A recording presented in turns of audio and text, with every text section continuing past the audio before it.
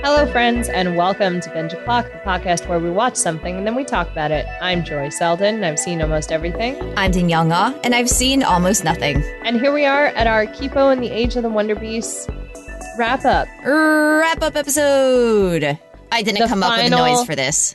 Nail in the coffin. No, what? Yeah, you don't need a noise. It's fine. It's the final what? It's a nail in the coffin. It's a thing people say. It is. It's a thing people say. I forget what it's. What an idiom? It's for sure a thing that people say, but you know, it's the thing that people say when it's like, oh, this is the thing that finally got them fired. You know, this is the thing that finally. Manama. Kipo and the Age of the Wonderbeasts. We had some spicy takes. You're welcome. Thank you so much. This is the last you'll ever hear from us. Thanks again. No, that's not at all what's happening. No, Kipo and the Age of the Wonderbeasts is such a great show. Mm-hmm. It's really nice. Those of you who have been listening to us for a while know we like to do a wrap up for our final one more things of stuff that we could have talked more about. Yeah. You know. I really enjoy Kipo. If this is your first episode, I'm so sorry. Spoilers. But go back and listen to the rest of the season. And watch Kipo. It's on Netflix. It's really good. I'll probably watch it again once the podcast is over. No, I agree. I think as the one who went through or who watched this show for the first time because of this podcast, I would for sure watch this again. I think that this show is going to join my rotation of just comfort shows that will be on and in the background if I'm, playing a game on my phone and trying to wind down or lesson planning or whatever it is that I need to be doing. Sure. It's once you've seen it, it's pretty good background noise and not taking notes for a podcast about all the things that happen. Yeah. Once you've already seen it and you kind of know the gist of it. This is also where, kind of like our Fringe season, there was a bunch of stuff that I was like, I know what happens. I'm just not exactly sure when it happens because every episode is so chock full. Mm-hmm. So there was a lot of, I can't share what I know because I don't remember when it's going to show up. Yep. But I mean, that's my brain all the time. Every time I attempt to discuss a TV show. When we were talking about Fringe, I kept blaming it on the multiple timelines and universes and whatever. But that's not really fair of me to do. Because if you asked me to recount from, point A to point Z, the events of a show, I would really struggle with that. Any show. Even a show I've seen 50 times. Avatar: The Last Airbender. I was rewatching Avatar: The Last Airbender the other week. My sister was watching it all the way through for the very first time. And she kept on messaging us and saying oh my gosh, we're at this episode. And I was like, I want to be really excited with you, but I can't remember how much you know about Zuko's redemption arc. And I've seen that show so many times. So many times. And I think that's also one of those shows that they have really good character twists and turns that are super believable. The character goes through a lot of growth in not a very long period of time, but they go through, especially with Zuko, Zuko goes through growth and in fits and starts, right? And then he's in one direction, and then he's in the other direction, and then he does a complete about face again. Right. So you kind of have to be you have to be very careful with Zuko because even up until, I guess spoilers for Avatar: The Last Airbender, but even up until those last 4, giant episodes, you don't really know which way he's going to go. No, exactly. Oh my gosh. Anyway, we're not here to discuss Avatar: The Last Airbender. We're here to discuss Kipo. We knew that we would get off on tangents. It's already happened. Okay, I know. Let's bring it back because we put so much effort into brainstorming exactly what we would cover in this wrap-up episode. Yes, we mostly have a few questions, that pertain to the show that we would like to, basically answer for the folks out there, and a couple of things. I don't think again, the show so much happened, so I feel like we talked a lot about the things that happened, and there it is. You're welcome.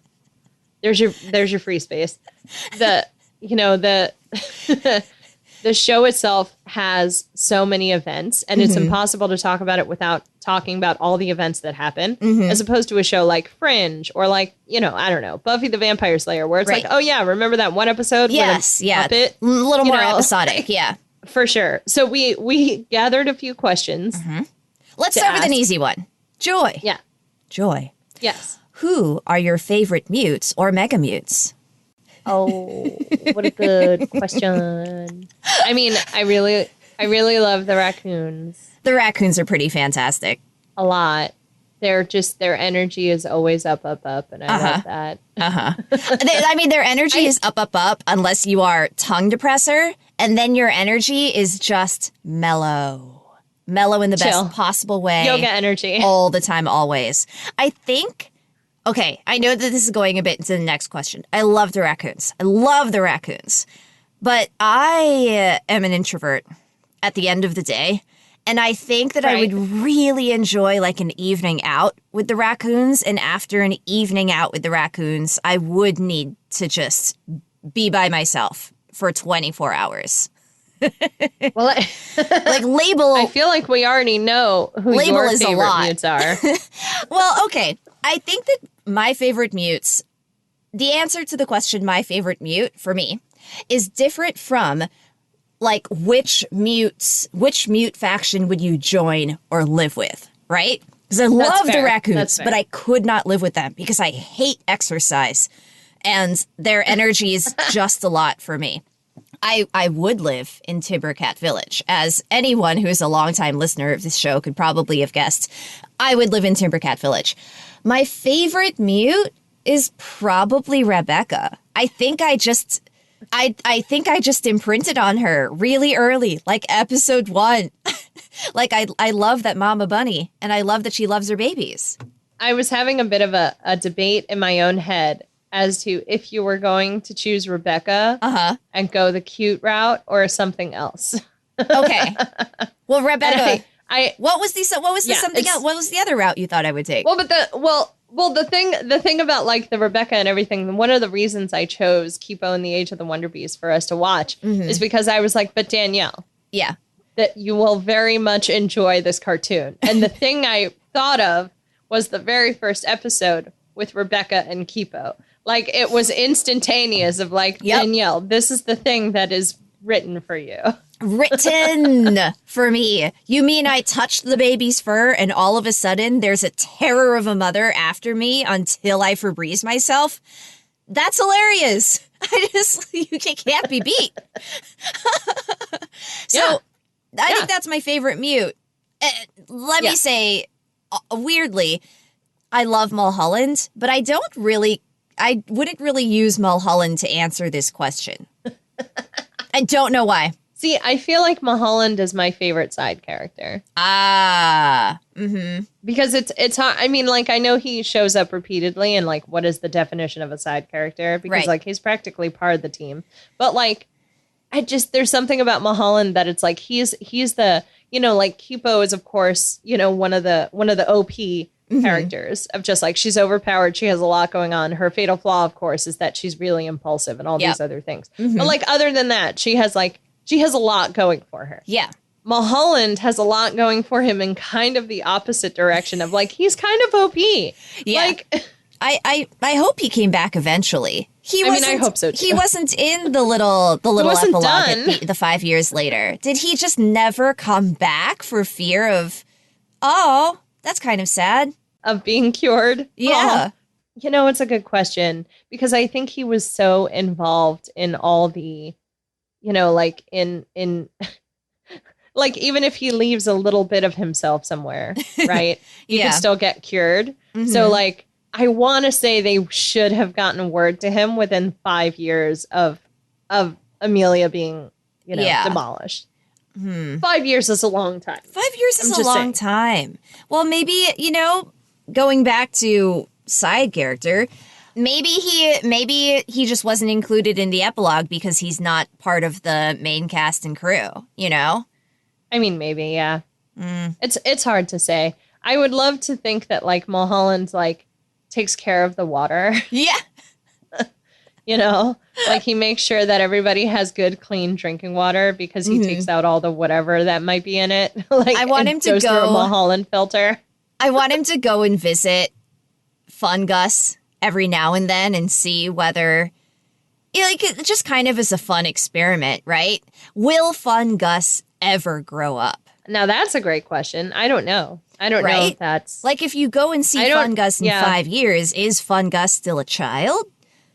Or, and maybe it'll take more than 5 years, right? Like, maybe Fungus ages extremely slowly because he's a fungus. I don't know how quickly fungi ages, actually. Botanists, get at me. But... does Fungus grow up? Because if he does, then I would probably go and check on Fungus every now and then just to see, like, hey, did he, like, let Dr. Amelia go? Should we be concerned? Did he just decide to eat her? Like, what's going on with that? I feel like Fungus ate her. Yeah. Not to bring down the episode, but, like, there's no way she's getting out of there alive.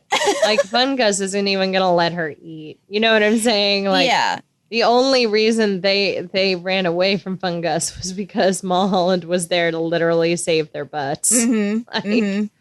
Well, that's why he reminded me of Fungus, because if Mulholland came back, one of the tasks I would give Mulholland, in addition to being in charge of the water system, would be to check on Fungus now and then. Just kind of see what's going on there. I think I would also give that job to Mulholland. Like, can you keep an eye on this baby? I feel like this baby needs just a heads up. Just give us a heads up if anything else. Like, we just have questions, right? Is he aging? Is he growing? He keeps eating. If he keeps eating, will he ever expand beyond the building? We should probably have all this information. Okay, wait. So, Joy. Just keep an eye. I said that I would live with or join the Timbercats. All right, yes. Is your answer for that also the raccoons? I feel like my answer for that is also the Timbercats. It's hard to pick. It's hard to pick. Like, do you want to live in an underground trash heap? Probs not. A jungle or a forest seems like a much nicer place to live. A forest seems nice. I was trying to see if, like, I would want to live with the snakes. In the desert. I do love to jam. You do. And I dig that. But you know what it would be? I would love to live with the theaters. And just be like a part of the traveling troupe. Yes. I love that for you. That's spectacular. That's perfect. I would travel around with the theaters doing theater for mutes and humans alike. And that would be my job. Yeah. Yeah, no, that honestly, that answer makes perfect sense. Perfect sense. It's so funny because I don't particularly like traveling or living out of a van or something like that. But it's like, if it comes down to it, that's probably where I'd be the most happy. But as it's outside of that, like, why wouldn't it be Timbercat Valley? Right? Like, right. I mean, you'll be at Timbercat Valley like 2 to 3 times a year, right? Just as part of your cycle through the general area. Exactly. I mean, the worst place to live, speaking of different terrains in this universe, the worst place to live for sure is the city. Like, for whatever reason, the most dangerous mutes all live in the urban areas. And everyone else has, like, left the urban areas and found, like, cozy little spots they can hide. No, for real. It's like the urban areas are in fact the worst. I don't know why. I don't know why people still be there. That's where you find the Death Stalkers. That's where you find the spiders. That's where you find just that. It feels like kind of classic zombie movie style. The only reason, I know. Yeah, like the only reason people go into the urban areas is because there's still milk in the stores. There's still Febreze somehow. So every now and then you have to like gear up and go get some more Febreze because sometimes you accidentally touch Rebecca's baby. But you gotta keep a supply of Febreze. Who keeps I mean, I guess it's just still on the shelves.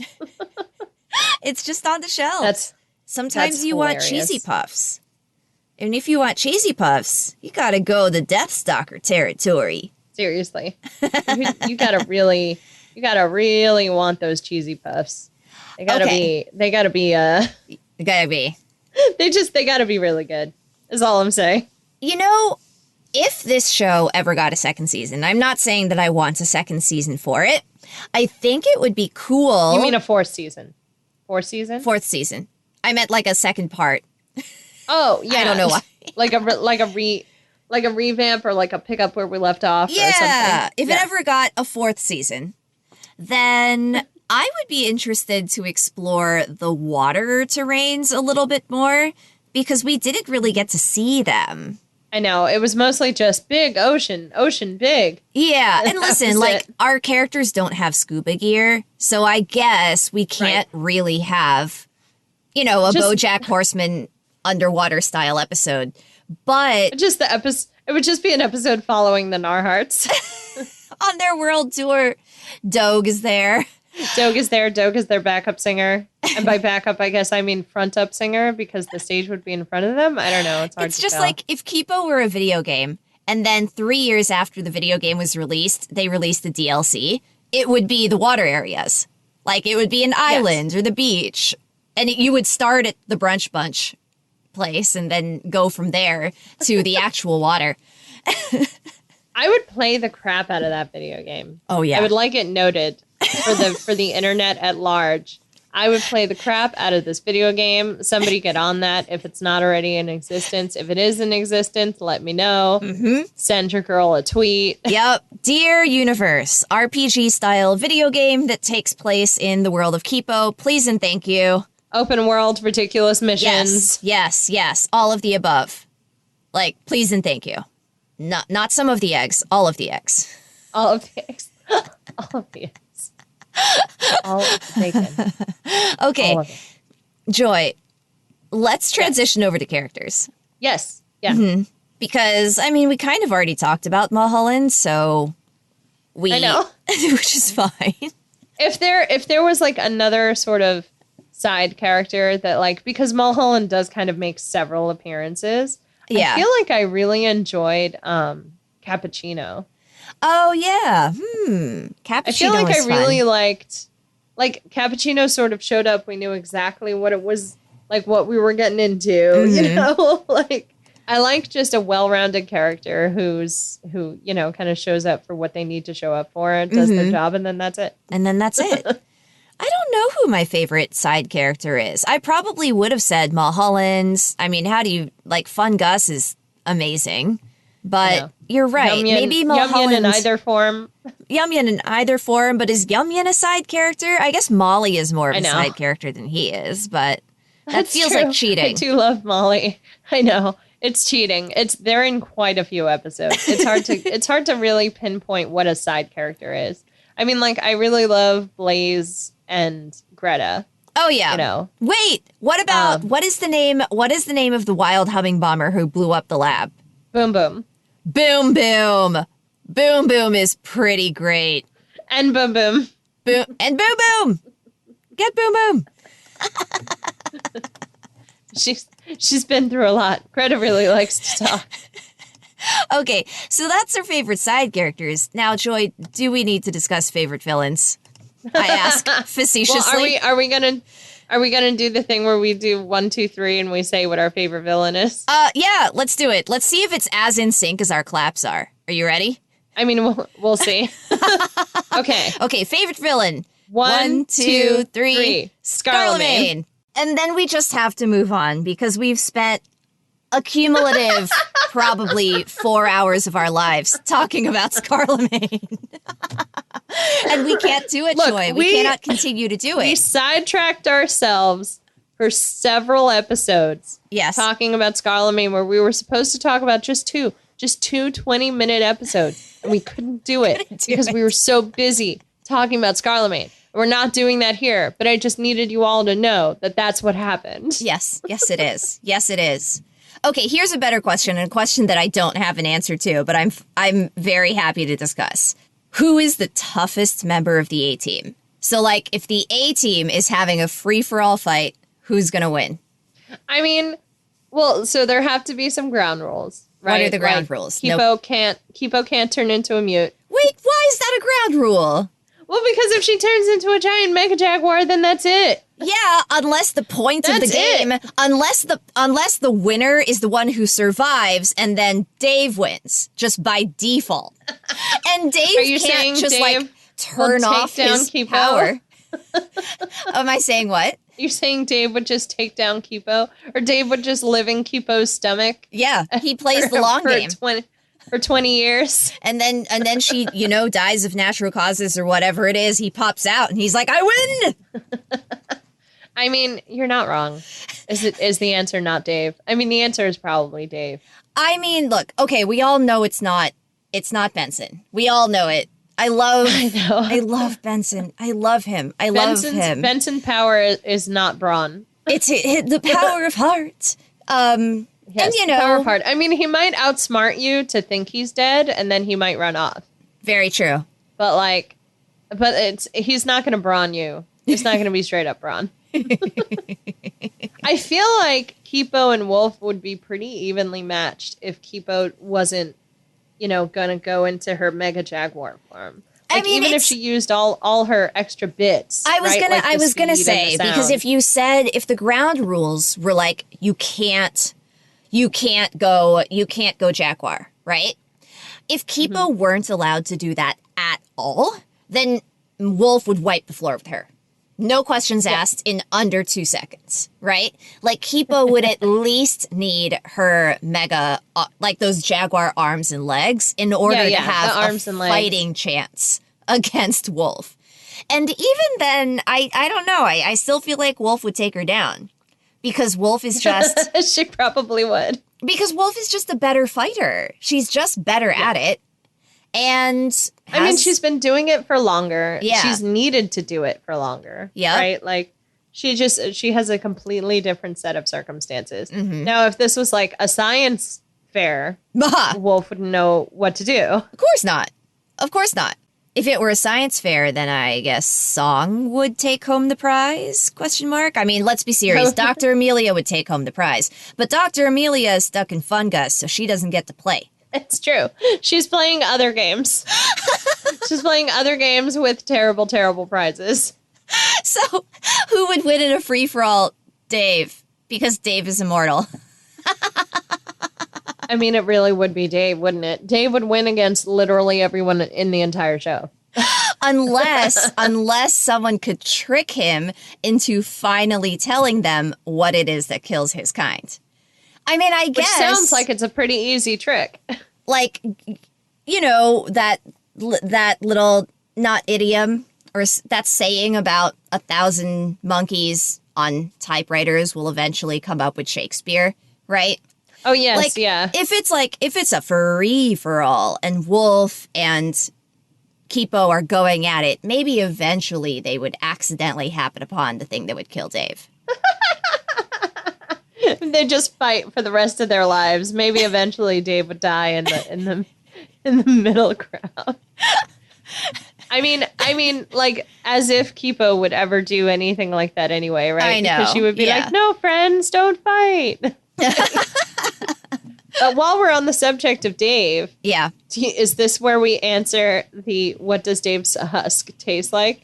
Ooh, or do we do that at the end and answer all the questions at once? No, let's do it maybe here. Maybe we answer.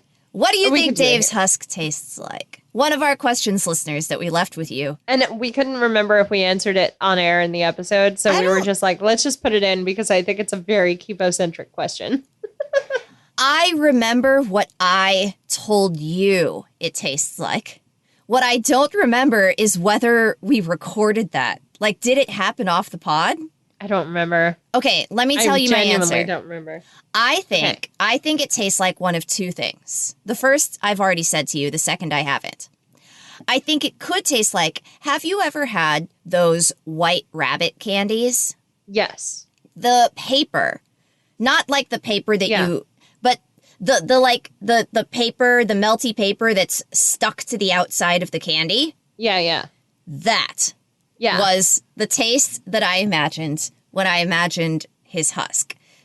Just like not super flavorful, but a little sweet. Okay. And it's like kind of and the right textured. Okay, so either the paper, I don't even know what else to call it, the paper on the outside of a White Rabbit candy, or a very cheap ice cream cone. Like a McDonald's cone, but like an off-brand McDonald's ice cream cone. Like cheap as in flavor and texture and the whole thing. Everything. All of the above. You spent the bare minimum to make this. Like 50 of them cost 50 cents. Ice cream cone. But specifically the texture of the ice cream cone that matches McDonald's ice cream cone. That is very specific, and I'm actually super here for both of those answers. I super am. When I was a kid one time, I don't know why I thought this would be fun. I bought a box of ice cream cones, and I just straight ate them. I've done that. I've literally just eaten an ice cream cone because we didn't have any ice cream in the house, but we had the cones. Yeah. And I've totally eaten just like 2 cones before. Ice cream cones. That's what eating is. For some reason. Yeah. For some reason, as an adult, it didn't occur to me until I was an adult, and I don't know why. I don't know if I was just that slow as a child. But it didn't occur to me until I was older that I could crumble up the cone and put it in my ice cream in a bowl. Until I was a full-on adult. I mean, I guess, but I feel like you're losing part of the sensory appeal. You're losing appeal. Part of the crunch, right? Yeah, because you're supposed to bite into it. I wish you could have seen the action that went along with the bite. It was very funny. I think his husk tastes like have you ever just like bitten into like raw uncooked spaghetti?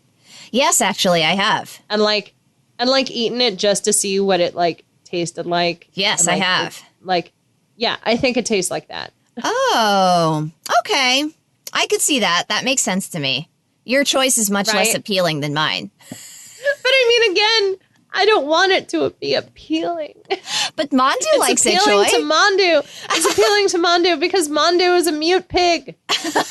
She can eat anything. I'm sure she has like 6 stomachs. She's fine. Okay, uncooked spaghetti. I like that. I think that makes sense to me. I think it's uncooked spaghetti because it's like not so much the texture, right? Like I feel like the texture is probably like closer to, I mean, I really like the description of that paper because I feel like that's pretty close, although I think it's a little stiffer. Which is why I went to ice cream cone. Yeah. No, ice cream cone is also a good idea. That's what those are called. Are they called sugar cones? Yeah, they're called sugar cones. Okay, I was trying this whole time to remember what you call that kind of cone. I was like, it's not a waffle cone. I know it's not a waffle cone. A sugar cone. Yeah, I'm pretty sure it's a sugar cone. Pretty sure. Okay. I'm so happy I got there. Those are always the ones that I kind of don't order because I'm like, it's not as satisfying. Oh, those are actually my favorite, Joy. I like them more than waffle cones. I like them more than waffle cones. It's like eating air. Yeah. Like eating crispy air. Yeah, that's crispy air. That's so good. It's like the reason you would eat cucumbers or jicama, or like it's crispy. It's crunchy water. Yeah, it's crunchy water. I like crunchy water, and I like crispy air. I don't know why. I'm a little sad we don't get to name this episode anything other than wrap up because crunchy water and crispy air would 100% be the name of this episode. No, but I accept that because I think the consistency in my head is somewhere closer to like almost like a pork rind. Yeah. But it doesn't have that much flavor, right? You don't think it has it. I mean, it came from a bug. It could. I don't know what bugs taste like, actually. I mean, I have. It's realistic. Actually, I have eaten bugs before, but they're always flavored heavily, usually. Sure. So I don't really know what they would taste like normally. I want to preface this by saying I am not averse to eating bugs. I'm just literally trying to remember if I have actually eaten bugs before. And I think the answer is no. Like in a cricket taco or... Yeah, like there used to be a place, I was just going to say, there used to be a place near my favorite bar that served cricket tacos. And I want to say I never tried one just because I wasn't exactly sure with the combination of booze from the bar nearby and the first time trying a cricket. Yeah. It's like I'm not adverse to it, but I'm also just like I'm kind of a picky eater anyway. Yeah. And I know my brain was like, I don't want to experience that drunk. I think that that's fair. Like sometimes you have to be strategic about your first time trying something. That's very rational to me. Not something that Kipo believes, bringing it back to Kipo, but absolutely not. But yeah, I'm more the person that's just like it's not that I have an aversion to eating bugs. It's just more like I would like to be in a certain headspace when I try new things. And this doesn't just go for, foods that aren't necessarily Western. It literally goes for other Western foods also. Like I would say the same thing about it, like people cooking eggplant. I would be like, I need to be in the right frame of mind to eat eggplant. I didn't think I'm a picky eater. It took me a long time to like eggplant. That's an acquired taste, and it's got to be done well. Yeah. You got to get like a Chinese style eggplant or a Japanese style eggplant. See, this is what I'm saying. Like I have to be in the right, like there has to be the right dish at the right moment. Yeah. And I have to be in the right state of mind. Because I feel like I'm fighting a lot of things when I try new foods. There's like a texture thing, and then there's a taste thing, and then there's all kinds of weird stuff. So I'm complicated. But back to Kipo. Do we have time to discuss which character we identify with? Some tiny part of me was just going to avoid that question because I don't know how to answer it. But I do think it's a, good question. I mean, if you don't have an answer, you don't have an answer. That's also fair. Kind of thought about it, not a lot, but like I think about like which character am I and a lot of the things that I watch, like which character do I most identify with? Yeah. And I feel like this is going to come out of left field, but I feel like I probably identify most somewhere between Scarlemagne and Leo Song. Okay. Like, I am in a very strange middle ground between these two characters. Yeah. In what way? I mean, I think, there's a part of me that's like, of course, Scarlemagne wants to be a king. Doesn't everybody want to be a king? And I'm like, I mean, right? Yeah. Doesn't everyone want to have power and control over their lives and the people around them? No? No? What? What? When did that stop becoming the status quo? No, but like there's a level of like understanding the inner workings of people. Yeah. And not exactly pulling it to your advantage, because that sounds like I'm some kind of weird Disney villain. But it's more like that is how I navigate my way through life, is like understanding where sort of other people are, and then just kind of adjusting myself to either fit into those circumstances or know that I need to move on, if that makes sense. And it's like, it's not about power.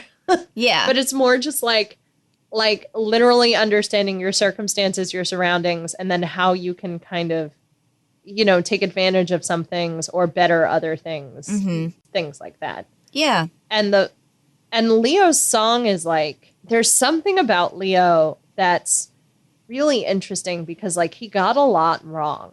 Right. Yeah. Tons.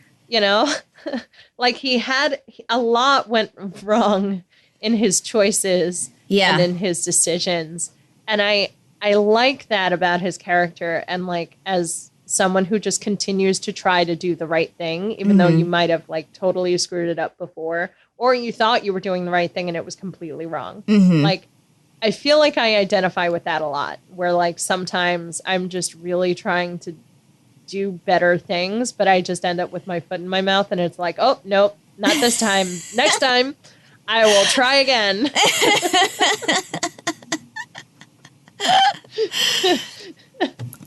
No, I think that makes complete sense. I mean, when it comes to the way that I approach friends and conflicts and mistakes and difficult things, I hate to say it, but I think I'm Chamak. You may not be wrong. I mean, Chamak just wants to live in his tower and wear his suits. Yeah, he just wants to, he just wants to live his life. And he never, like, intended to be bad, but he was bad. He was swept up in the wrong crowds and raised by the wrong people. And the minute he realized it, he got out. And he, like, cares about the people he cares about, but he only cares about the people that he cares about. Yes, he has chosen his tribe. And that's it. And he'll, like, move mountains for the people that are in his tribe, right? Yeah. But beyond but no one that, else. beyond that, he doesn't have, like, the Kipo level of compassion and concern for everyone around him, which... Yeah, exactly. No, but I feel like... Kind of want him on your side in a fight. Yeah, no, I think I'm Jamak. I mean, he's kind of a heavy personality, right? Yeah. Like, it's not like he's terribly quiet, but he's also, like, really good at snipe comments. Like the whole thing about already being in a suit at prom. Yes. I like the turning prom into a competition is absolutely something I would do. Absolutely. I would find a way to make prom into a competition. And just like, I think that the way that he relates to the other characters in the show just kind of works for me. Like he kind of beats to his own drum. He joined the theaters. He loves it and he's there. But if you're in trouble and you give him a call, he's like, here I am. You want to build traps? We're building traps. I will build the best traps. As someone who has watched you play video games, I know you're such a completionist and that makes so much sense. Jamal. It's just like, hey, if we can turn it into a competition, I'm in. Done. Done. No, I love that for you. Jamak is a good choice. I like Jamak. Me too, clearly. Okay. Oh, what are some of your favorite moments in the show, Joy? Character moments or like plot moments, just moments. I really love Heroes on Fire. Wait. I want to clarify. Do you like Heroes on Fire when Kipo first tries to get Wolf to karaoke with her? Or do you like it when the team joins them at the end of the episode? Kipo convinces Wolf to hum along, and then we get a team sing along. Or there's 4 of them, right? Tell me there's 4. There's the Heroes on Fire, at least 3. which Wolf uses to bring Kipo back, right? Yeah. The team sings the song to bring Kipo back. Yes. And then time number 4 and then there's prom. is when their song plays at prom. So there are 4 Heroes on Fire moments, Joy, and I'm going to make you choose between your children. Okay, fair. I want to say I do love all my children equally, but there is a child that I love more than the rest of them.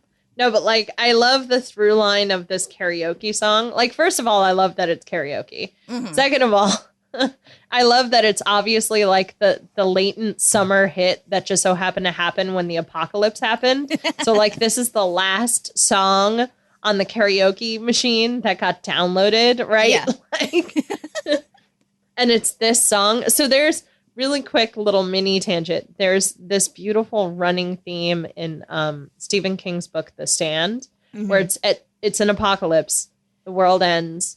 And like everyone has the last song that was like a number 3 hit on like the top 100 stuck in their head because it's such an earworm. And it's like, so the world's coming to an end, but everyone's like, baby, can you dig your man? You know, like as they're like walking across wastelands and like nobody is there, right? Like it's such a like a realistic like slice of life moment. Yeah. In this post-apocalypse. And I feel like that's what Heroes on Fire is. Like I feel like everyone knows this song because it was like the last popular song. Yes. That they all heard.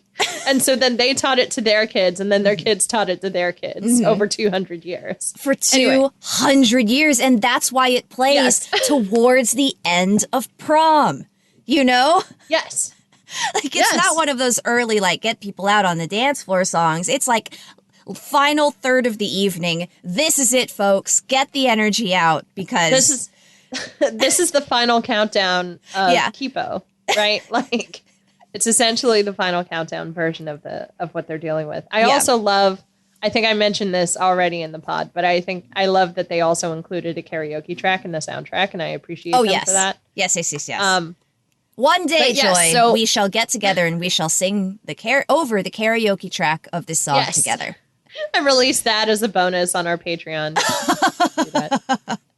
The moment that I have to choose has to be them breaking her out of the Mega Jaguar. Right? Like, there's no contest. Like, that is the climax for that song. Like, yes, it plays at prom, and yes, you know, like, it's so great when Wolf joins her in singing it, and yes, it's so great when Kipo's just singing it all by herself. It's so good. Kipo.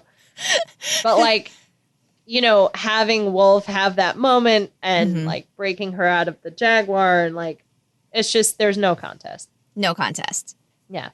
If you had made me guess beforehand, I think that's the one I would have guessed for you too. But to be fair, I completely forgot about prom.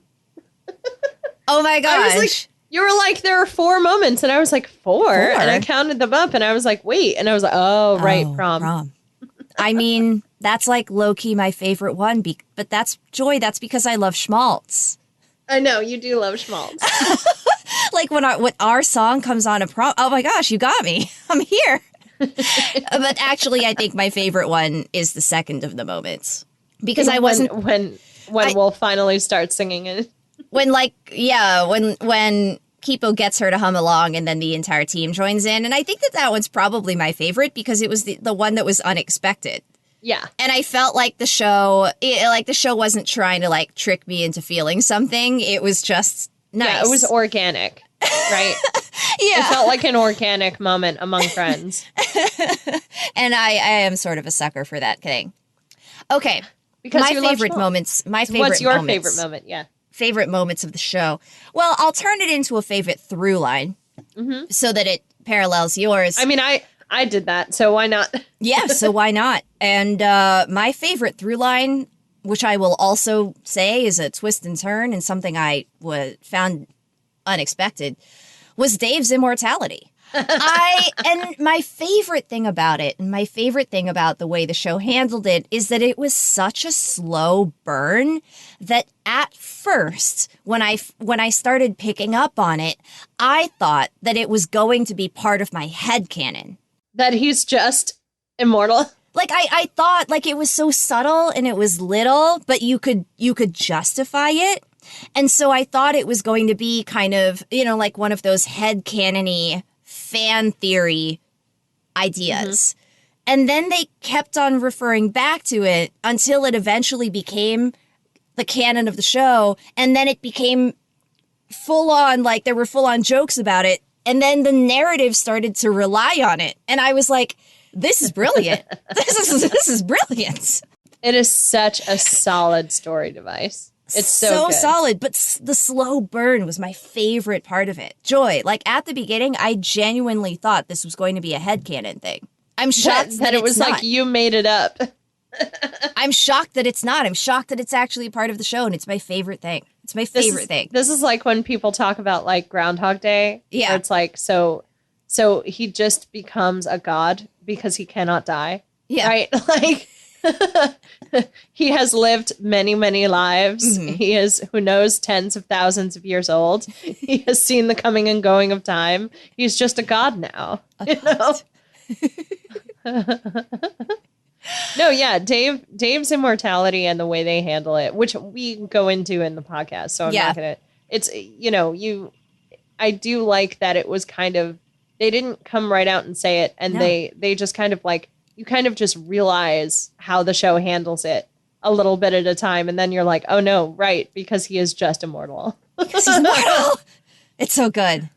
It's so good. It's fantastic. Oh, my gosh. Okay. We don't have to talk about it, though, because you're right. It's all over the podcast episodes. I've already raved about it. We have 2 more things we need to do, Joy, before we go. And one of those things is to talk about Kipo in the world. Yes. So we mentioned this a couple episodes ago. The title cards for the episodes, just before the official title card comes up, there is Kipo written somewhere in the world. Now, yes, I will concede that it's like, it's not always written in like language. Sometimes it's the roots of trees. Sometimes it's, you know, the maple syrup on some pancakes. Sometimes it's cacti. But even when it is explicitly written on something, it's, you know, it's like when the characters in the Broadway show start singing and they're having a conversation and everyone who's watching it knows that they're just having a regular human conversation. But we hear it as singing, we the audience. I mean, okay, you may not be wrong, but like there is a literal sign that says Kipo in this world, which means somebody bought and paid for and designed a sign that has Kipo in it. Or we're seeing the sign. There is graffiti. Somebody made a choice to put those letters on a wall. This is like my tinfoil hat moment. Yeah, I know. Like, it's all a conspiracy.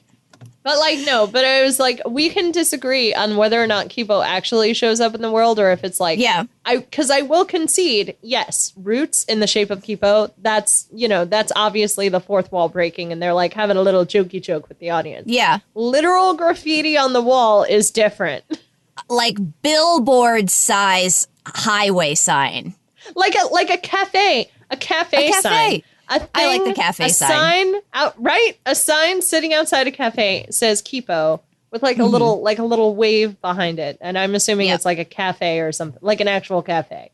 But like, that's weird. It's weird to me that it's like a sign.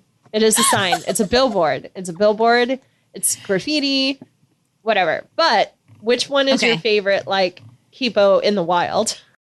Do you have a favorite? Maybe no. Probably the Kipo that shows up in the water when everyone is minority style, Matrix style, knocked out by Mulholland. Pretty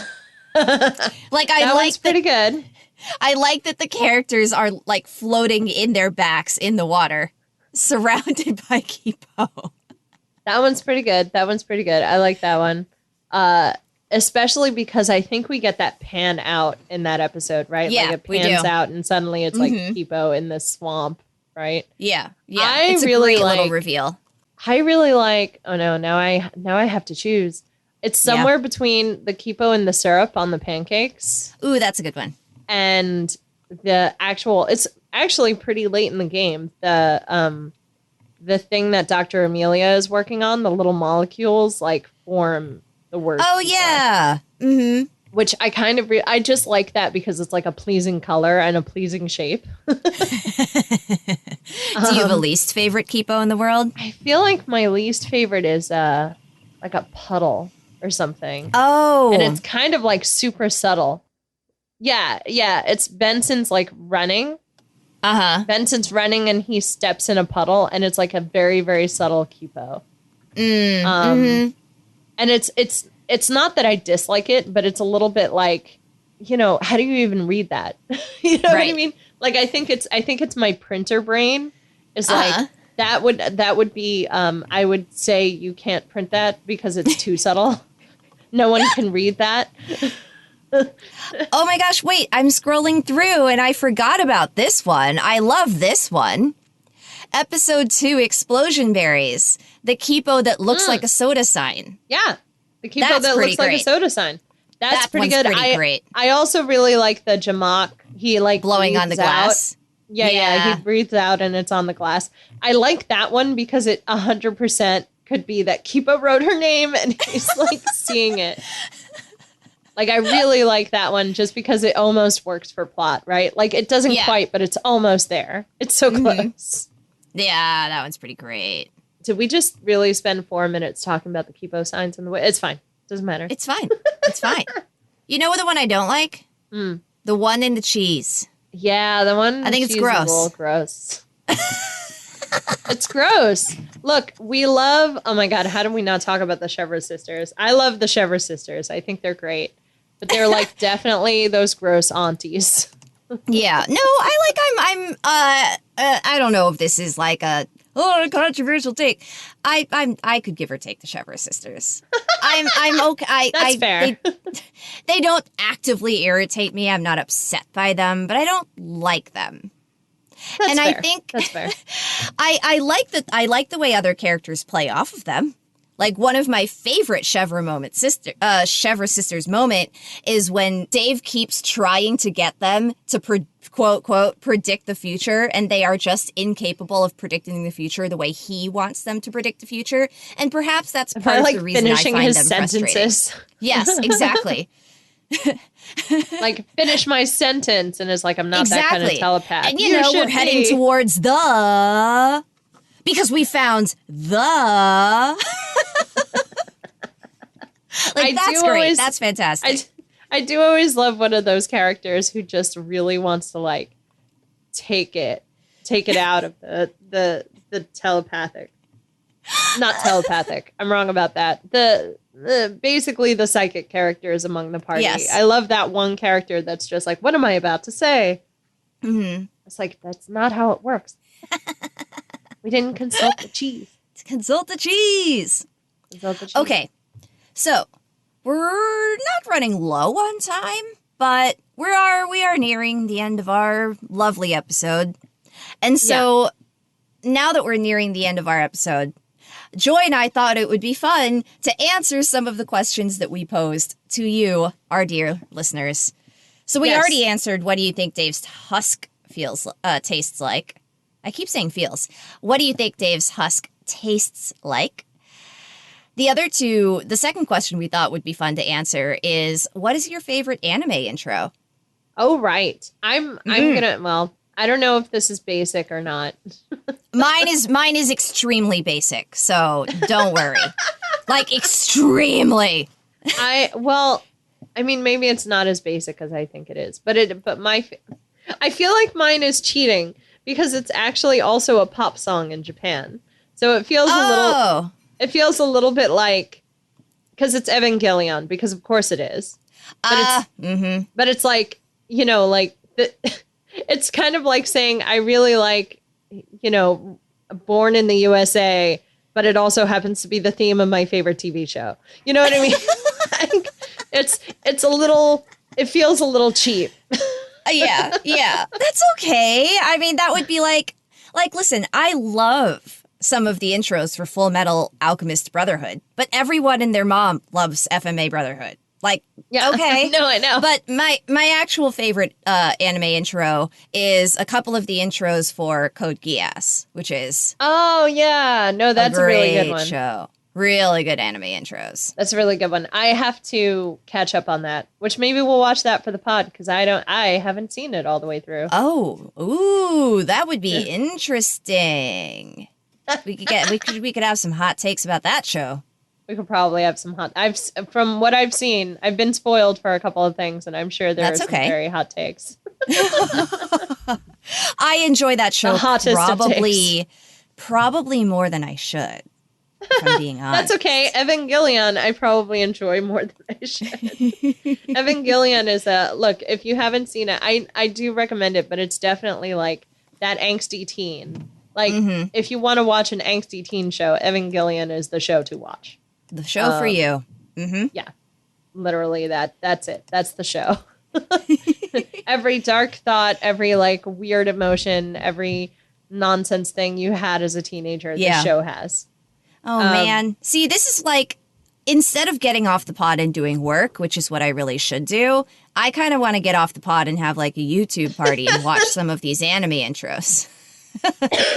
Okay, Joy, how about the intro to Yuri on Ice? I mean, the intro to Yuri on Ice is freaking fantastic. I mean, it's really good. It's really good. If you haven't, if people out there who listen to our show, if you're queer adjacent, queer friendly, highly recommend Yuri on Ice. So good. What a great Just go watch it. Just, finish listening to this episode. We thank you very much. And then go watch that. Yes. Just do it now. Do we have time for another question? Do we have time for... Yes, we have time for that last question, and then we should talk about what we're going to be doing next time. Okay. Final question. How would you prompose? And now I'm cheating with this one, let me say, because I'm not answering how would I prompose. Instead, I'm going to mention one of my favorite promposals. But did you want to go first? So my high school that I went to was right near Broadway, like theater district. Mm-hmm. So I would probably we'd probably go see a movie near there because it's right near Times Square. And then walk past the school and be like, see how lovely the school is at night. Yeah. What if we went to prom together? And then that would have been it. I like it. Very teen who doesn't have a lot of money and a lot of time. My favorite promposal, mostly because it was kind of funny, the way it went down, is that, let me just state, first of all, that my school didn't have proms. We had banquets. Right. And that's because I went to the sort of school where dancing was not allowed. Right. However, it's the leave room for Jesus. Oh yeah. It was a very, very special place. And I've grown a lot since leaving it, which is why I identify with characters like Jamak. Yeah. Makes sense. However, I was sitting in AP US History, which I had joined with a few friends of mine, less because I actually enjoyed US history or taking AP classes, and more because my friends were in it, right? Right. So I wasn't surrounded like by people you like. Yeah, and they were all going to join, so I was like, sure, I'm in. And the teacher for the class was great. Like, we all really, really liked him. And so, fine. So I was in the class. However, I'm really I wasn't the most engaged student in that class. Again, I was there for my friends.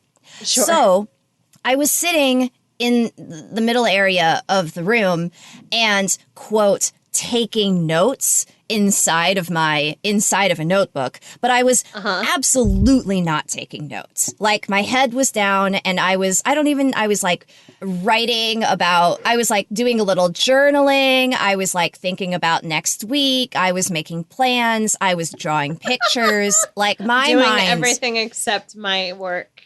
Everything except listening to the lecture that was taking place in front of me.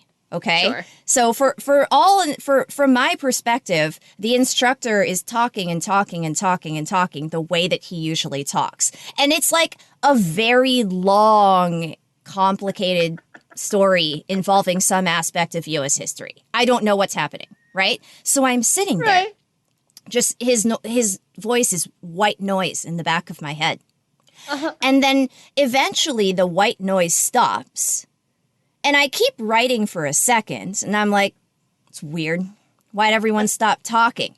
And I look up, and it turns out that the teacher for the class had put together this whole mini lesson that culminated in him pulling down the map in the front of the classroom. Oh, my God. And "Will you go to banquet with me?" was written on the map. But of course, everyone else was paying attention and saw the map being pulled down with "Danielle, will you ba-ba-ba-ba?" And I was paying zero attention and didn't even see it happen. Oh my God. That's so great, though. It was great. It was a little bit embarrassing. And then, the guy pulled some flowers out of his backpack. It was cute. But it was a pretty good promposal. Did you go to banquet with said guy? Okay, yes. Good. Yes. We were pretty friendly. That's amazing. I feel like that's a very you story. Everyone's looking at me. Giant quotation marks taking notes. Well, that's what the teacher thought was happening when he was telling the story afterwards to, anyone who would listen. He was like, it was hilarious because Danielle, studious as always, was in the back of the room, head buried in her notes. I had created this whole lesson culminating in this map, and she didn't even see me do it. I was like, yeah, taking notes. Totally taking notes. Taking notes. Very listening. Most listening. Very listening. Very education. Most attention paid. But no, I think that does wrap up Kipo, which I really enjoyed showing to you. I'm glad you enjoyed it. It was a little bit of a gimme because I knew you were totally going to enjoy it. Yep. But, that's because you know me. Yeah. No, I was just like, you know what we should watch? Yeah. Kipo. But yeah, we're also, so we'll probably take a little bit of a break and watch a couple of movies and then come back with Gallivant, which Woo-hoo! I'm really looking forward to. You've seen season 1? 1. Yeah. Yeah. Saw season 1 of Gallivant, like, as it was coming out. Ages ago, I'm sure. Ages ago, and have not seen it since. So I remember little to nothing about it. Yeah. No, but I remember, like, the basic sort of show it is. Sure. Yeah. I think Gallivant will be sort of a nice little mini break from cartoons, and then we'll probably get back to cartoons after that. Yeah, we'll see. We'll see what happens. Mm-hmm. But yeah, thank you everyone for listening so far. I think, actually, let me go to the statistics because I think we broke 5,000 downloads. Whoa! And certainly will have by the time this comes out, which I can't thank you all enough. That is super awesome. Thank you so much for listening to the show. I know this past month has been a little rocky. That whole marriage thing getting in the way. A wedding. A wedding? But those are so easy to plan. Yeah, especially around COVID. Every waking minute of your life outside of work. Especially during a global pandemic where you should have gotten married 3 years ago. Oh my God. And we're not bitter. We're not. Not bitter. But anyway, folks, it's finally happening. Thank goodness. And as a result, the podcast schedule has been disrupted, but that's okay. We're all going to survive, and there's a wedding. Yes. And again, we really do appreciate, 5,000 unique downloads is super amazing since we started doing this in March of last year. Like, it's super, super cool. Thank you so much. And with that, we will do our outro. Yeah, before I step on what Danielle's about to say. Okay. And with that, that's why you started with that, because I always do. I know. I was about to throw you off, but I didn't. Go me. With that, listeners, we would love to hear from you. Please check us out at Binge O'Clock Pod on Twitter and Facebook, where you can answer the question, which is your favorite episode of Kipo?